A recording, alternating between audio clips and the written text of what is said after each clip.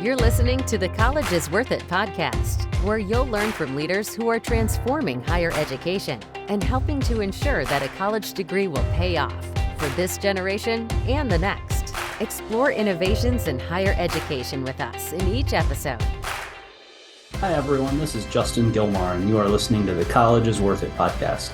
Today I'm excited to be speaking with Deb Maue, who is the Senior Vice President for Enrollment and Marketing at Aurora University. Deb has extensive experience in higher education marketing and enrollment management, and on this episode we talk about what makes Aurora University distinct, including their program for neurodivergent students, and ways they are addressing affordability. We also discuss reviews on how to make sure college pays off, both from an administrator's perspective and from a parent's perspective. Finally, we talk about how college admissions has changed over the years. So with all that, let's get started. Hi, Deb. Welcome to the podcast. Thanks for being here. Thanks so much for inviting me. Why don't you introduce yourself? Tell us what you're doing now and about your work at Aurora University. Okay, happy to. I have spent the last 15 years in higher ed marketing after spending the first 15 years of my career in consumer packaged goods marketing. I'm currently Senior Vice President for Enrollment and Marketing at Aurora University in Aurora, Illinois, second largest city in Illinois. In this role, I lead a team of about 30 enrollment and marketing and communications professionals. Okay, great. Thank you. Can you tell me a little more about Aurora? Yeah, be happy to. So Aurora has about 6,000 students. We're a private, not-for-profit institution, and about 4,000 of our students are undergrads, and we have about 1,000 students in our AU Online program, and then the other 1,000 are graduate students. We are a Hispanic serving institution. About 55% of our students are Hispanic, which reflects our location. It's a very Hispanic area. We are a Division III athletic school. We have a lot of top-ranked athletics programs. And we have a long history of serving populations who are underserved in higher education. So as I mentioned, we're a Hispanic serving institution, but we also just launched a new program called the Pathways Program, which is for college-capable students on the autism spectrum, which is really very underserved population in higher education. And we're one of the only schools in the Midwest that has a program targeted to students on the autism spectrum. And we just opened a new residence hall that was built specifically with the needs of neurodiverse students in mind. Oh, wow. And so we're very, very proud of that program. Yeah, well. That's super interesting. Mm-hmm. Can you share a little more about what led to that program and that and the creation of the dorm? Well, we're always looking for opportunities to, as I said, to serve populations underserved in higher education. Our president has a particular interest in this group, given some family background, and so it's always been a passion of hers. Okay. And so we started looking at it about 3 or 4 years ago, traveling to other institutions across the country, doing similar programs. Yeah. Really, there aren't very many. And we wanted to really have an impact with this program, which is where the residence hall came from. Okay. So it was built, as I said, with the needs of these students in mind, although it does house all different, neurotypical and neurodiverse students as well. But in terms of the textures, the types of fabrics that are used, the colors that are used, it's all created with the needs of these students in mind. We have quiet rooms where they can go, so they're not disturbed. So it's really, I think, a unique building, and we're very proud of it. Yeah, you should be. That's really interesting. That's neat. I've never heard of that before. Mm-hmm. So while we're on the topic, what are some of the other things that make AU distinct? Maybe thinking about it just from a brand perspective, you're a branding expert. How do you think about the AU brand and its distinctives? Every higher ed institution says that they're focused on student success. So that makes it challenging from a communication standpoint, but AU truly is. Every decision we make is made with the question, does this benefit our students, and how does this benefit our students? And if it doesn't benefit our students, we don't do it. So we very focused on student success from the point they come in until the point they graduate and beyond. We meet students where they are. We do a lot of hand-holding, and we provide a lot of individualized support to our students. Our low cost sets us apart. We are we have one of the lowest tuition prices of any private college in Illinois. So we are a tremendous value. And then we have really built up our focus on student success in terms of career outcomes. So we have partnered with our alumni to create programs to really expose students to different careers and help them understand what they need to do to prepare for different types of careers. Let's face it, the typical college student hasn't been exposed to a lot of different types of careers. They know about doctors and lawyers and accountants, but they really don't know about a lot of careers that are out there. So we bring in, every Sunday night, we have a Zoom program where we bring in an alum with a different career specialty to talk about their experiences. And these are not alums who have 10, 20, 30 years of experience. They're alumni with maybe 5 years of experience who are doing really interesting things in healthcare, in finance, really, you name it. Cool. That's very interesting and unique. Thank you. So you are, as we mentioned, you're an expert on higher ed marketing and branding. It seems to me that there is more than ever now a question, narrative, possibly around, hey, maybe college isn't such a good idea. College is too expensive. College is maybe not worth it. Yet, I think those of us who are in the business know that, almost as well, let me edit, redo. Those of us who are in the higher ed business know that the ROI is still as strong as ever. What are you seeing in the landscape? What are you seeing at AU? What are you seeing across higher ed in terms of how colleges are thinking about addressing these questions of affordability and cost, and is college worth it? So first of all, let's talk about whether college is worth it. Okay. And so I'm the first of all, I'm the first person to say college isn't for everyone. And I would never say that every single person should go to college. Yeah. There are alternatives out there. I am never going to know how to fix my car. And I am always going to be dependent on auto mechanics who know how to fix my car. Right. And so there are alternate paths to college. But for the typical person who would have considered college in the past, college is still a good value.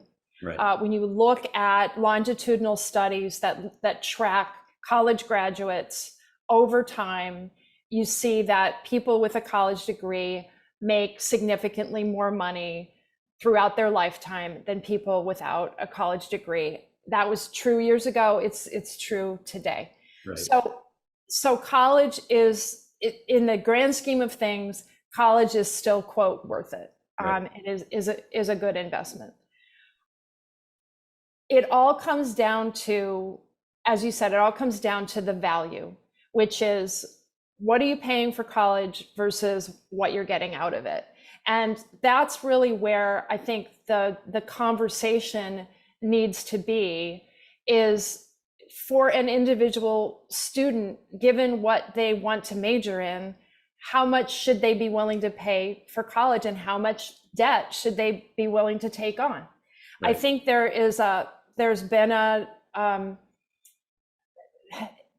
there's so much conversation now that college debt is bad. Right. And that's just not true. Some college debt is good. Right. Unfortunately, and I'll pick on the media for a minute. The media likes extreme stories. Right. So the media likes to portray stories of undergraduate students who graduate with $120,000 in student loan debt. Well, that's just not typical. I mean, those stories are outliers. Right. And those students were not, frankly, those students who took on that much debt were not advised well throughout the process. And shame on everybody who interacted with that student and led that student to believe that that was a good idea. The typical student loan balance is more like $28,000. Right. And when you look at the payback, the 10-year payback of monthly payback of a $28,000 loan, it's really not that much money. Right. It's a few $100s a month. And so for someone who has a steady job, that's a very manageable monthly outlay. And so I think that's where the conversation needs to be, is helping ground people in the reality of what we're really talking about. Yeah. But then when you talk about an individual student, as I said, you really have to look at how much should you be willing to pay and how much debt should you be taking on given what you want to do. Right. Right. So I'll give you an example. My son wants to be a teacher, and he got into really good private schools, and I would have had to pay $50,000 a year to send him to that school. Right. And it's just not worth it to pay that much money. He fell in love with a mid-tier state institution, got really good scholarships because of his GPA, and he loves it, and he's going to come out with the teaching credential that he needs to be able to go and teach. So he will come out with, he'll come out of undergrad really with no student loan debt, so that he could take out student loans for grad school and still be able to pay them back. Right. On a teacher's salary. So on the other hand, if you have someone who wants to be an engineer, then maybe it is worth it to take on more debt at a more prestigious brand name school, because they're going to be able to pay it back. So I think we need to get away from this big picture. College isn't a good value. Everyone's taking on too much debt, to really looking at individual situations and encouraging families to do that. Yeah, I totally agree. One of the ways I think about it is, in almost every case, investing in college, even if you have to borrow, is going to pay off. The one exception to that is if you take out loans and you don't finish college, right? Mm-hmm. That's the thing that I think traps many people, maybe most of the people who have, issues with debt, might fall into that spot, whether they are underemployed or unemployed and don't have the means to pay off that debt without the degree. So I think that's also one of the areas that gets misunderstood a bit. I mean, once you take out that debt, you've got to finish, you've got to obtain the degree so that you have the means to pay for the debt.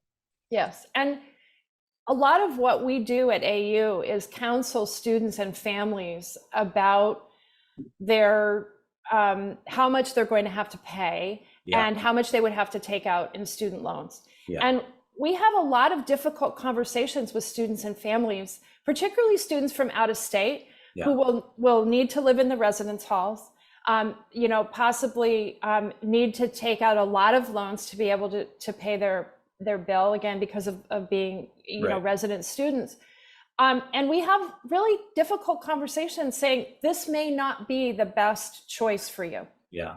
What is your plan for how you're going to pay your bill? Because to your point, we do not want to have students who come for a year or 2 years and take on a lot of debt that they can't pay back, and then not be able to finish school. So we say to a lot of students, really, there are great community colleges out there. Your best option is to go to community college for 2 years. We will work with you throughout that whole process to make sure that every class you take will transfer, so that you can come in year 3 and 4 and graduate on time, and with a lot less expensive and a lot less debt. Yeah, totally agree. I think good stuff, good insight. You mentioned your son, and I know you have 3 kids. 3 correct? Kids. Mm-hmm, I do. Let's talk about, the same question, but more from the parent standpoint, right? So we can we can think about it. We can all kind of relate to the context of, the higher ed administrator, and we are all trying to do the same things and grow our universities and help them thrive. But now, put yourself in the parent, kind of the parent seat. How do you think about this? Do you think about it differently at all from a parent perspective when it's you that's writing the check?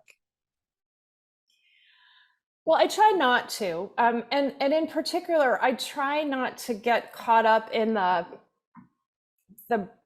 prestigious brand name conversation.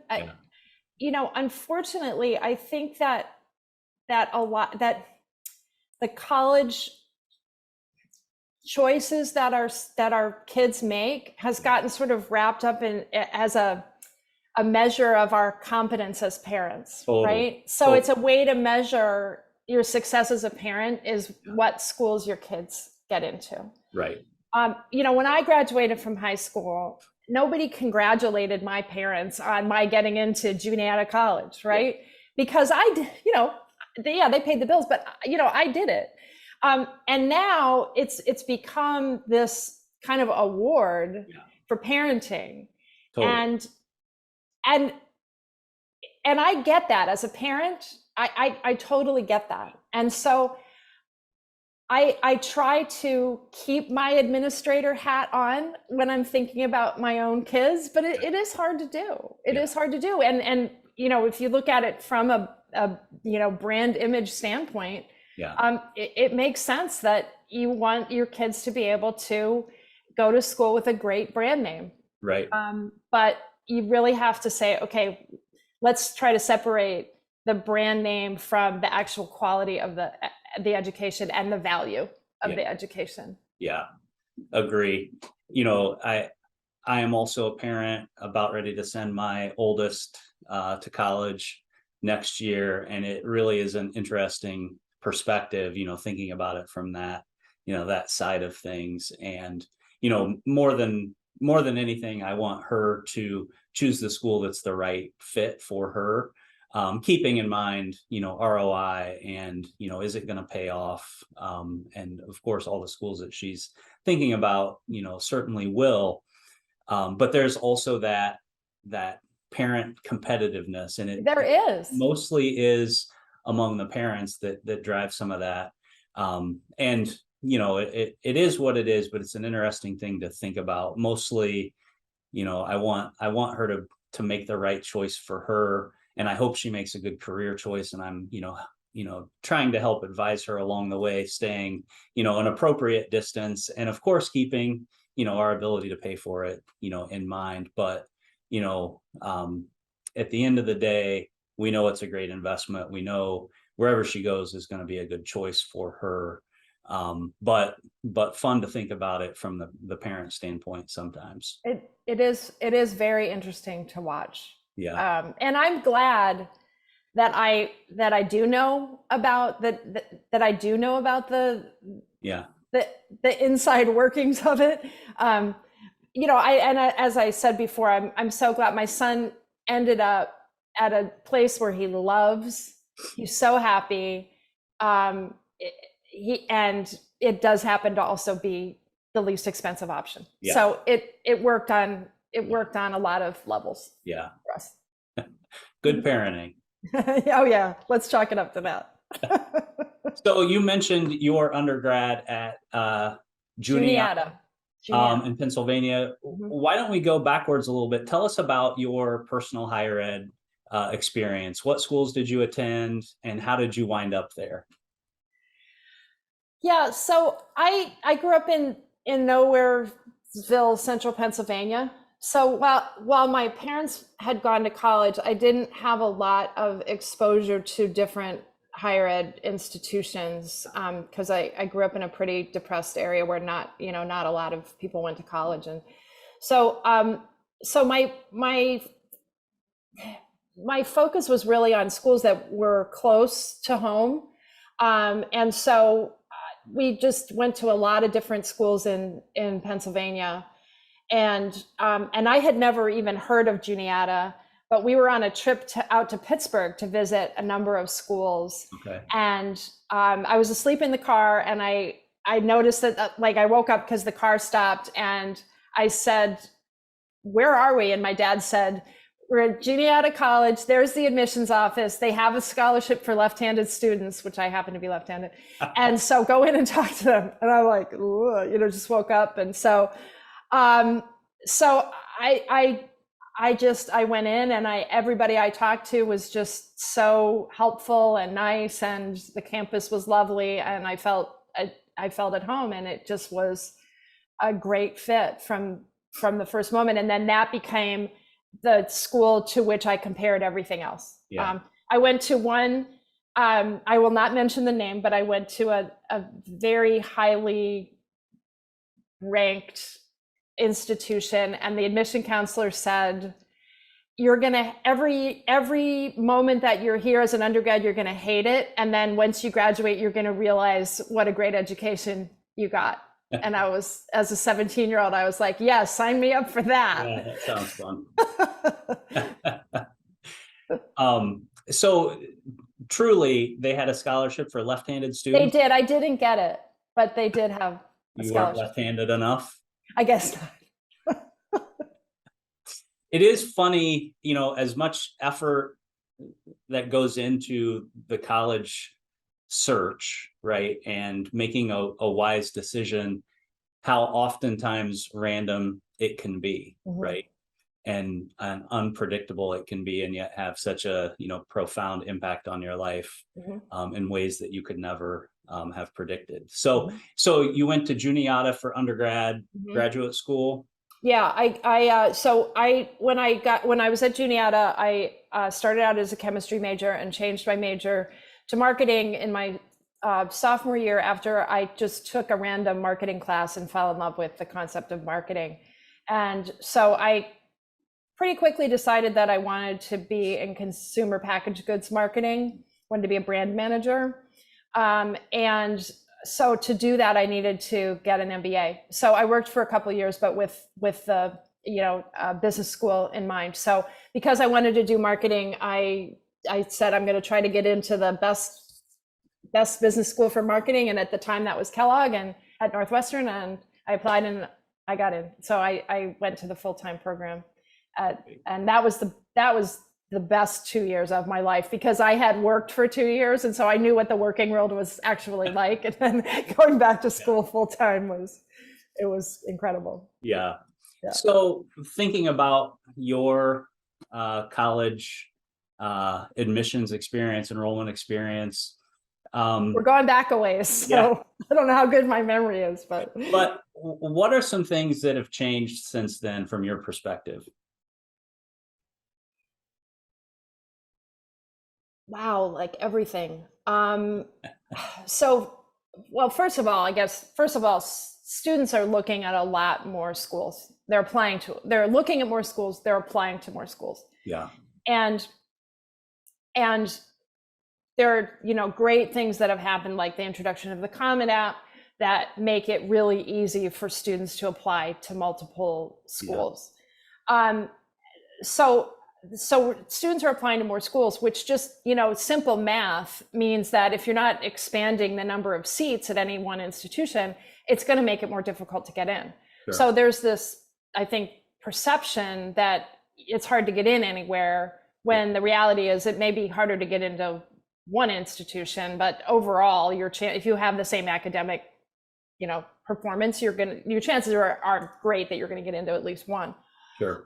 So that's one thing. It's certainly the cost has gone up. I mean, we could talk for hours about the whys of why tuition has gone up by so much. But when I went to college, it was possible to take out modest loans, have a job, and put yourself through school. Yeah. Without any help from your parents. Now, I was fortunate; I did have some help from my parents, but I had a lot of friends who put themselves through school, and that was doable. And that is very, very difficult now. It's not impossible, but it's much more difficult to do.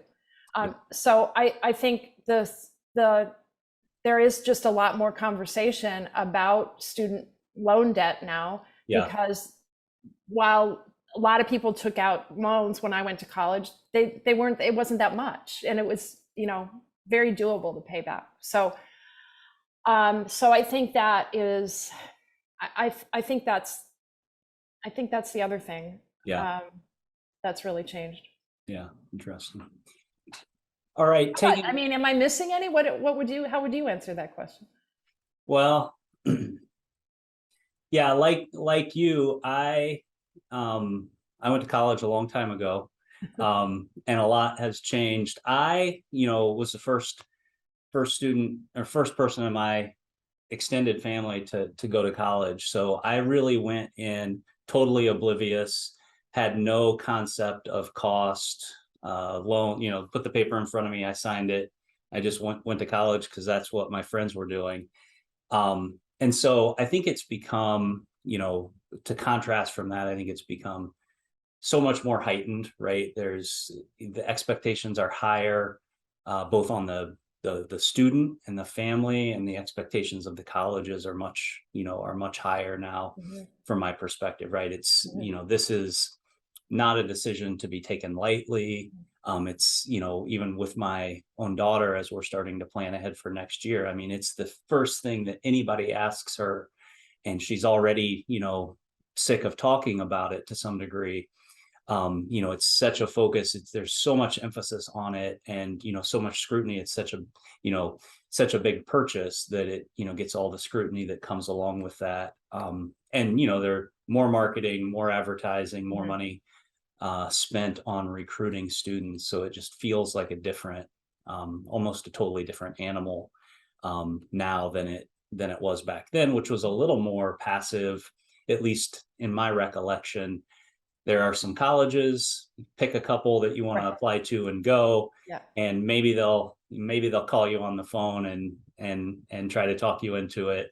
Maybe they'll send you a postcard, but I don't recall getting the bags and bags of direct mail, which, by the way, my daughter completely disregards all of them, dismisses all of them, and says they already emailed me. So that's totally. And she ignored those too. Right. Right. But the emphasis on the marketing and the brand building, and the advertising seems, 10x what it was back then. Yeah. Yeah. I agree. All of that leads to, I think, a little more stress on the students and the parents, in making that decision. Yeah. I think that's a really good point. The stakes seem so much higher now that it puts so much pressure on these kids. I mean, I didn't feel that anywhere near that kind of pressure about choosing a college, and I just see it now I've seen it with all my kids and their friends. There's just so much pressure around it.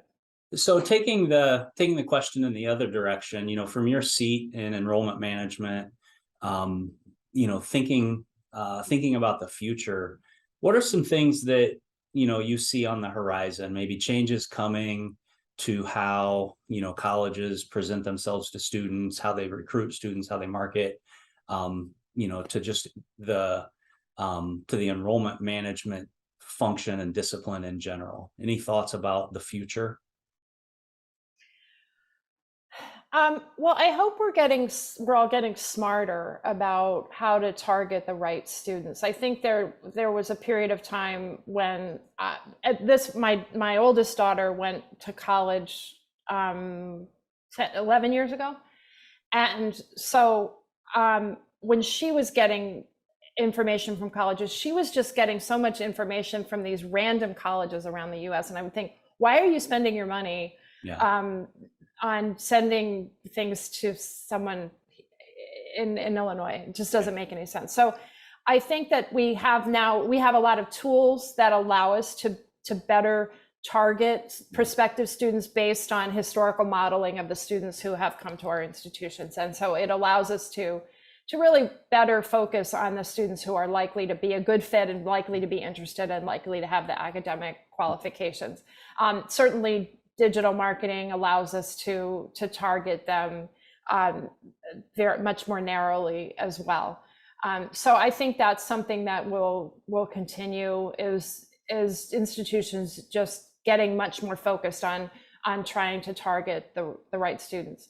Yeah. I think there's just more and more pressure on institutions around affordability. Yeah. And so I think that there will just be continued focus to try to meet more financial need of students for institutions that have the means to do that. Yeah.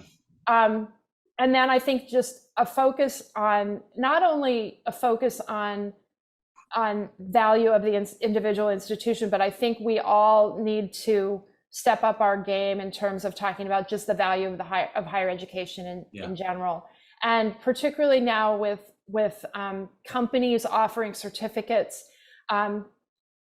so that and presenting those as an alternative to college. I think we have to do a better job of talking about why a college degree matters. And what we say at AU is that with an AU degree, you'll not only get your first job, but you'll get your first promotion.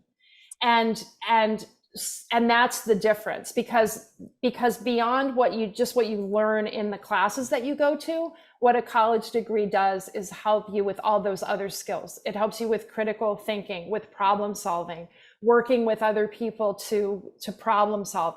And those are the things that you need in your second job. Those are the things that you need as you move up the ladder, that you may not need if you just want to do computer. And I don't mean just do computer programming, because I don't know how to do it. So I don't mean to minimize it, but so I think that's where we need to have the conversations around, what are the skills that you learn in college and by getting a college degree. And you don't have to live on campus. You don't have to live in a dorm to get those things. It's being around the other students in the classroom. It's navigating college. It's working with the Career Center to build your skills so that you are better. You have a better sense of the jobs that are out there and are able to interview for them. So I hope that that's where more of the conversation is going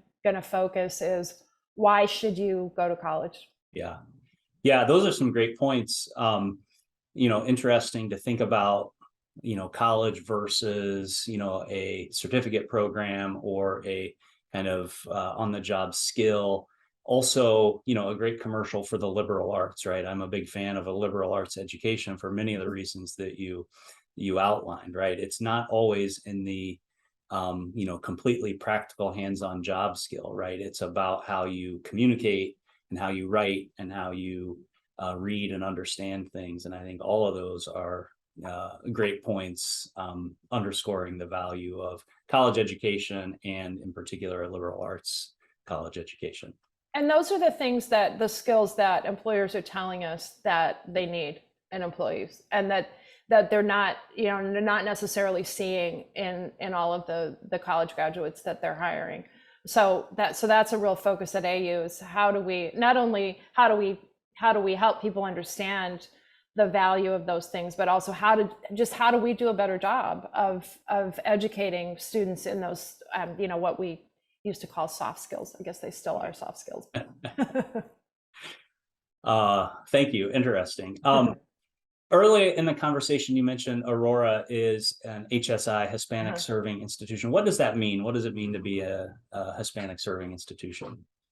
It means that a large percentage, and I don't remember the cutoff, but a large percentage of our student population is Hispanic. It's a federal government designation. Okay. And so, as I said, because of the area that we serve, we draw a Hispanic, heavily Hispanic population. Okay, good, thank you. Last question, and you sort of already spoke to this, but in your opinion, as a parent, as a higher ed administrator, is college still worth it? Absolutely, college is still worth it. It's not worth, taking $100,000 worth of student loan debt worth it for undergrad. If you're going to be a doctor, that's still worth it. Absolutely. Sure. Lawyer, yep, do it. But college is still worth it. There are ways to get through college, be successful, get a good job, get a great degree, great education, without taking on a tremendous amount of debt that you can't repay. And a college education will not only get you your first job, it will get you longer term career success in terms of moving up in a way that most people won't be able to do without a college education.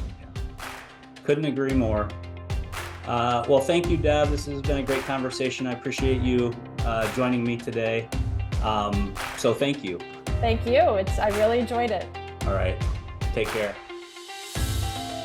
This podcast is brought to you by Ardeo Education Solutions. Ardeo Education Solutions provides loan repayment assistance programs, known as LRAPs, to increase access and enrollment at higher ed institutions. Ardeo's LRAPs help graduates with modest incomes repay their federal student, Parent Plus, and private alternative loans.